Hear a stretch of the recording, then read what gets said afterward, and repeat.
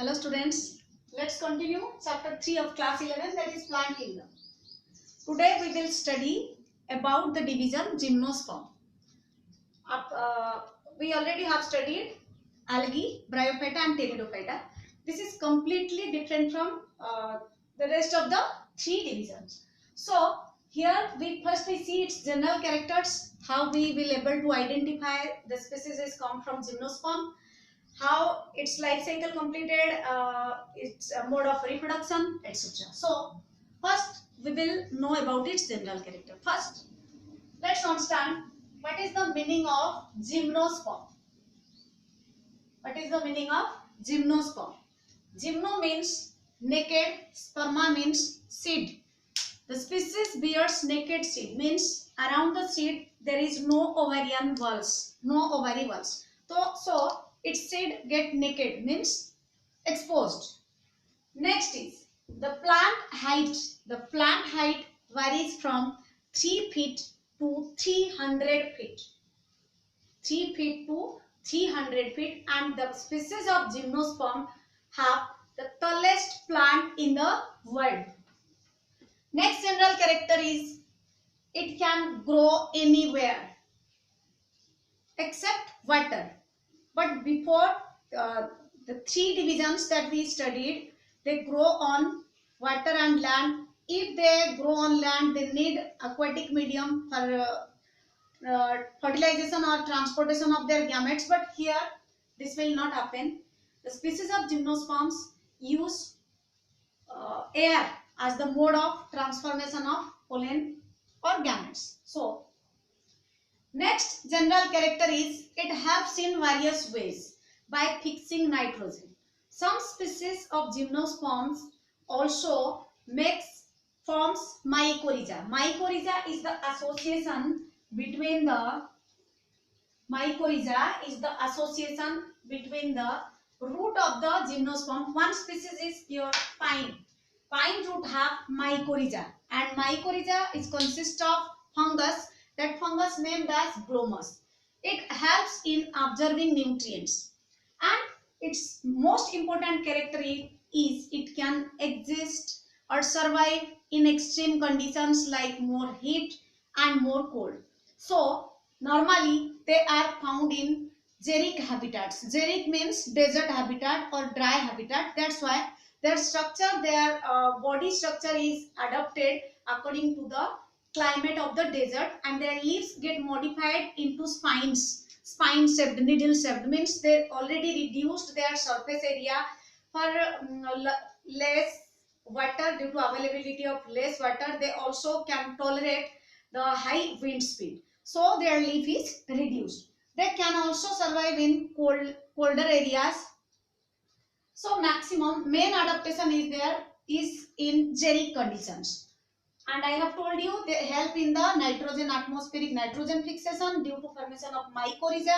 They help in absorption of phosphorus and other mineral nutrients, as they are maximum found in hilly areas. So the nutrient is flows through hilly areas to the downwards. But these plants, the root is able to absorb these nutrients when they flow. So these are the general characters. Here gymnosperm has three classes. As I have studied, the pteridophyta have 4 classes. Here gymnosperm have 3 classes: Coniferpsida, Nidopsida and Cycadospida. So the examples are Coniferpsida, pines; Nitopsida, nitum; and Cycadospida is jamia. These are the plants that come from these classes of gymnosperm. One species is juniper, which is known as Christmas tree. You have seen Christmas trees, how they look. They look like this, pointed towards the upper region. So the plant named as juniper, or we can say it as Christmas tree. Next is thuja. Thuja is another plant that's its leaves are velvety in touch, velvety structure. They are also called as vidya plant. So here I have given you two examples. One is your juniper plant, that is also called Christmas tree, and thuja is velvety structure and its leaves are like velvet, and they are used as for decorating and grown in the pots in our houses. So one of the tree that belong from the division Gymnosperm, that is ginkgo biloba, that is the national tree of China. This tree ginkgo biloba is the national tree of China. Next is its reproduction. How does it reproduce? Its parent body, its plant body is completely sporophytic. Only gametophytic stage is formed during zygote formation. Sporophytic means when it shows or when it has diploid number of chromosomes. So its life cycle completed through sporophytic phase. So during sporophytic phase, it produces microspore. Microspore is called male gamete, and archegonia, which contains female gamete. We already studied about archegonia. Archegonia forms female gamete. Microspore or pollen grain, they fertilize to form zygote. So in this stage, only gymnosperm show haplontic life cycle. Otherwise, the sporophyte and the zygote shows diploid life cycle. So let's understand how its reproductive structure present in the plants. Some plants of gymnosperm either monoecious or dioecious. What do you mean by monoecious and dioecious? Mono means single, where a single parent have two sex organs. So one is monoecious. Monoecious means one parent having both sex organs.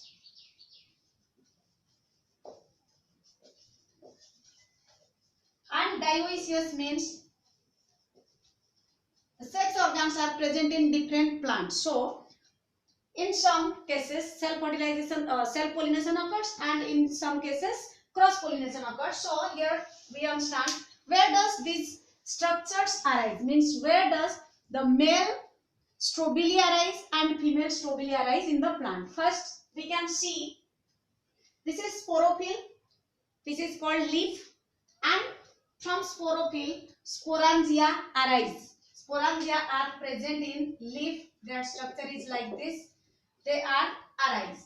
Then they form spore mother cell, which is 2n in number. This is 2n, this is 2n, this is also 2n. Spore mother cell goes through meiosis, and through meiosis it forms spores. It forms spores. And one spore is called microspore. Microspore means male gamete, and megaspore. Megaspore means female gamete. So here the spores are come as male gamete and female gamete, and they fertilize to form zygote. Next is here double fertilization not occurs like angiosperms. Here only a single fertilization occurs. As we know, during meiosis, the spore mother cell, during meiosis, the spore mother cell produces 4 spores. So out of the 4 spores or 4 gametes, one is functional and 3 get degenerated, due to which one functional megaspore converted into or ready to reproduce inside the megasporophyte, and the ovule contains only a single integument. Integument means covering. In case of angiosperms, which we will study later, in case of angiosperms they have many integuments, but here in case of gymnosperms, species of gymnosperms, only single integument. This is the integument which covers the megasporocyte, in which megaspores are present, or megaspore we can say as female gamete. Okay, so next, how the megaspore form. Look here, MMC, megaspore mother cell. MMC is called megaspore mother cell. So this megaspore mother cell first go through mitosis to differentiate or to increase its number. MMC first goes through mitosis to increase its number, and many MMC are or megaspore mother cell are formed. Then again they go through meiosis, means reductional division, in which one megaspore mother cell is able to produce four gametes, or we can say as tetrads. So out of four, three get degenerate, means vanished, and only one remains. That gamete, single gamete converted into megaspore, which is further goes through mitosis and increases in size and fertilized or grows as a new seed. So this has other important characters also, because they have the ability to prevent soil erosion. They are, as I have told you, they are used as for decorative purposes. And one extra thing I want to tell you, that the gymnosperms